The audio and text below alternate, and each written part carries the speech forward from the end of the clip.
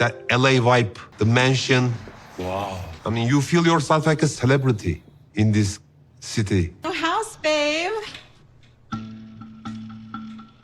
There's a lot of facial stuff here, obviously, because I'm also working from home. What the fuck? No! So, like, I mean, obviously, like, at the same time period, we're both feeling distance. He even asked me about that guy. Like, do you have feelings for this guy? I mean, he was your ex-boyfriend. But, What? yeah.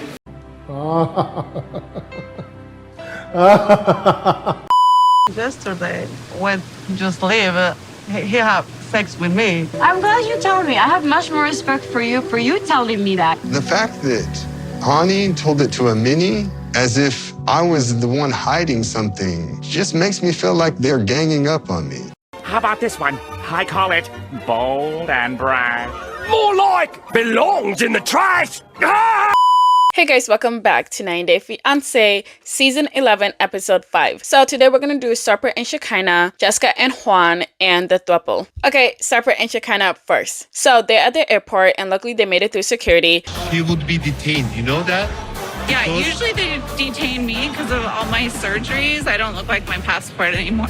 That is so sad because she really did look beautiful without all that surgery. Love your motherfucking self, hoe.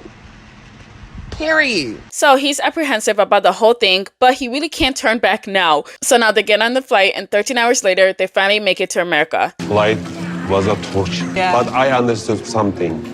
She came to Turkey 7 times and she took that flight 14 times. I mean, she really loves me. I would never do that.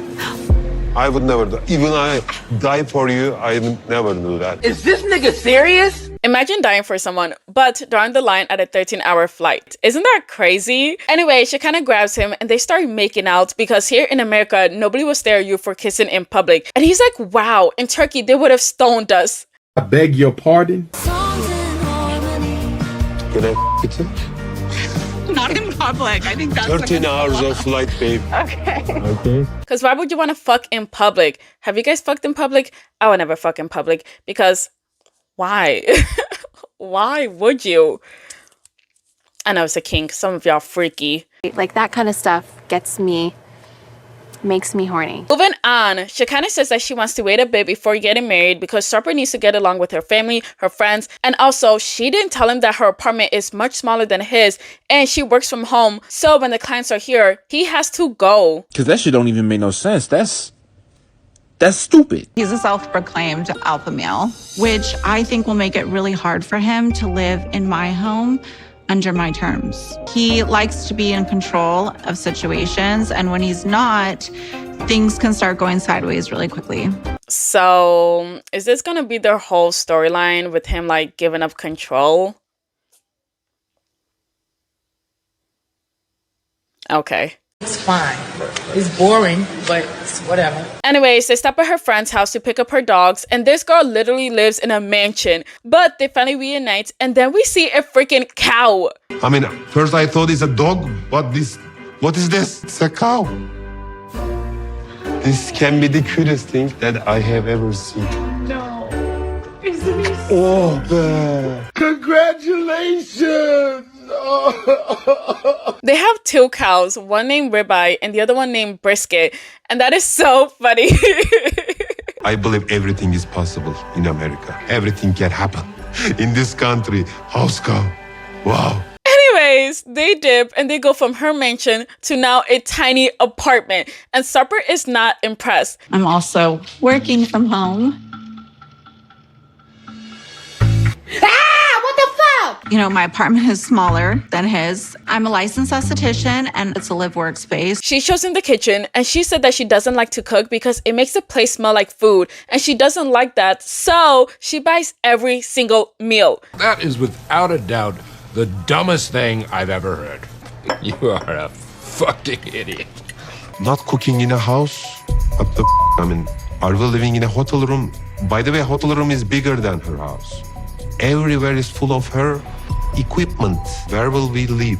Then she drops that when she does have clients, he can't be here because she doesn't want them to feel uncomfortable with the man in the room. So Sarper's like, am I gonna be shouting? And she's like, no, but they can hear everything. And he's pissed, and rightly so, because she didn't tell him anything. She wants me to go away when her clients in her studio. But can you imagine me? I mean, what will I do? Okay, if you go to a visit, you can deal with it, but if it's your life, it's too much. That's unfair. Could she not rent a tiny office because it literally takes up all the space in her tiny apartment? Also, you knew that your boyfriend is coming over, no, fiance is coming over to stay with you.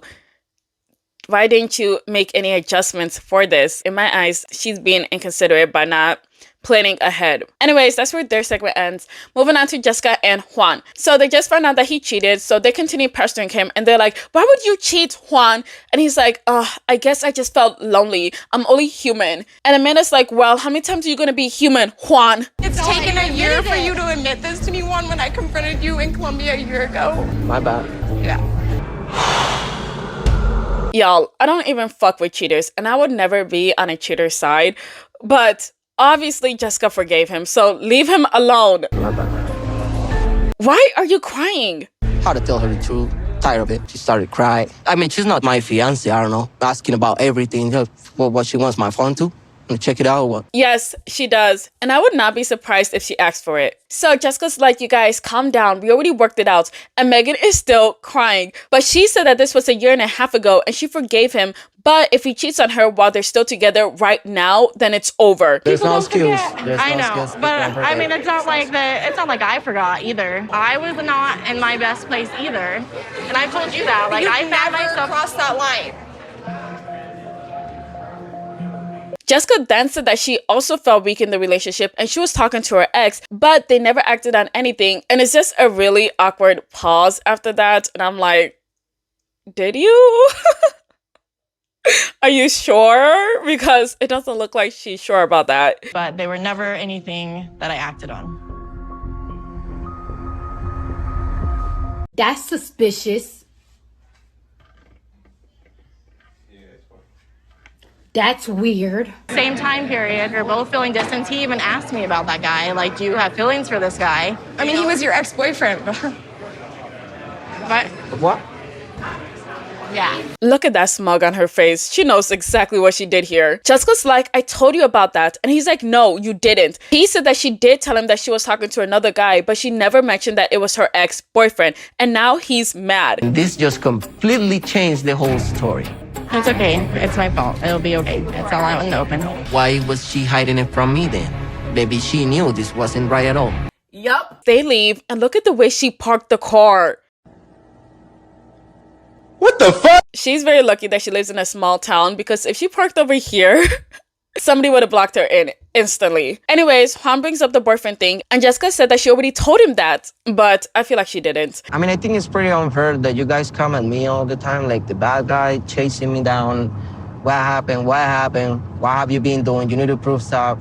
And then I got to know this kind of stuff that I had no idea about. She said, yes, but I didn't cheat on you. And he's like, well, you cheated on me emotionally. And he's really hurt about that. But she said that she's been faithful and they never acted on anything. And all they did was eat at her house. And so he's like, were the kids around? And she said no. And he gets upset all over again. It wasn't like anything. I mean, there was a time, there was one other time, and I there was one other time. To my house Let at me night explain. while I'm alone. Should I have communicated to you that maybe someone was over? Yeah, but should you have communicated to me that you hooked up with the girl? Definitely. I did. Yeah, because you got caught.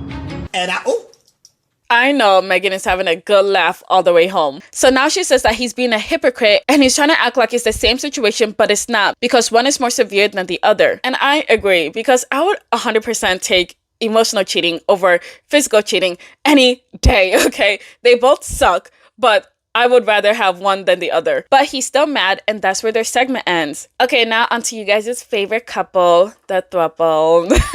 So the Throuple just finished their Throuple activities. Amani goes to use the bathroom, but that doesn't stop the other two.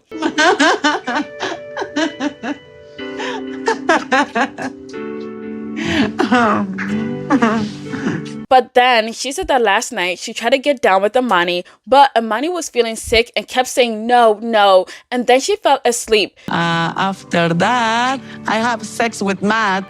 Haven't slept well. More well. Right to jail, right away.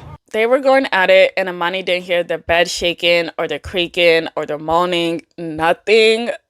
Really? I mean, they did say that she was sick, but I guess I'm a light sleeper because I would have definitely heard that instantly. And I also would have stopped it. Like, hey, what are y'all doing without me? Anyways, they're getting ready to go out. Honey, are you ready? Yeah, I'm ready. Not you, baby, it's the other honey. Anya, are you ready? 2 minutes. So they get in the car and Amani's like, I can't wait to meet your family. And she's like, yeah. Then she drops that her family think that she's dating Matt and Amani's just her friend. And Amani gets pissed.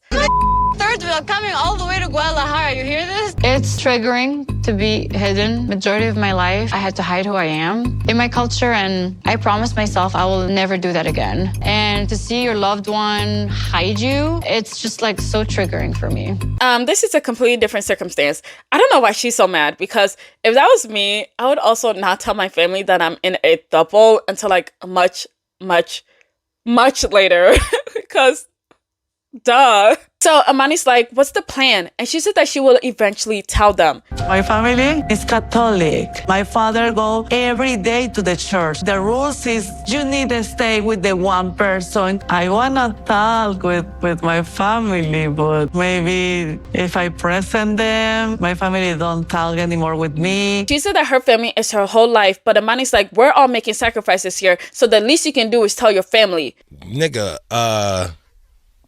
no. And so now they're upset because they wanted to introduce themselves as her partners, but now her family doesn't even know about them. Anyways, they make it to the hotel and it's very nice. Is it going to be 3 people staying? Yes. You need an extra bed, extra towels or something? We're going to need extra towels. Extra bed? No.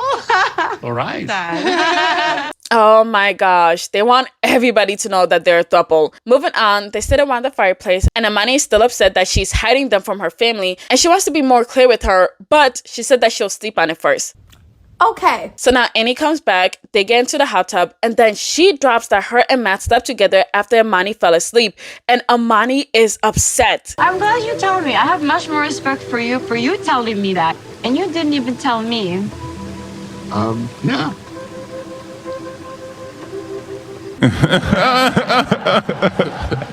Last night after our first round, she said no, so we did it without her. So he's like, well, I didn't think anyone was hiding it from you. And she's like, it doesn't matter. She still said something about it and you didn't. She said that all she wanted was for him to tell her. And he's like, well, is it cool or is it not cool? And she's like, bro, I just want that communication. So he doesn't get it. And she's like, ugh, let's just end this. Hani told it to a mini as if I was the one hiding something. Just makes me feel like they're ganging up on me. I can't read their minds. They're both females. They're gonna think alike. So not only do I have to read the mind of one woman, I gotta read the mind of 2. I'm set up for failure here.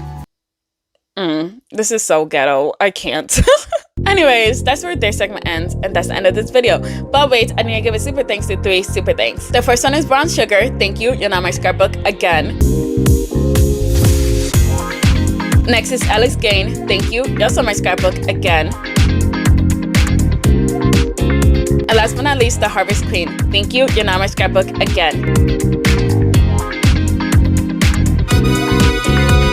Thank you so much for watching. Please leave your thoughts in the comments below. Please like, share, and subscribe. Thank you. Bye.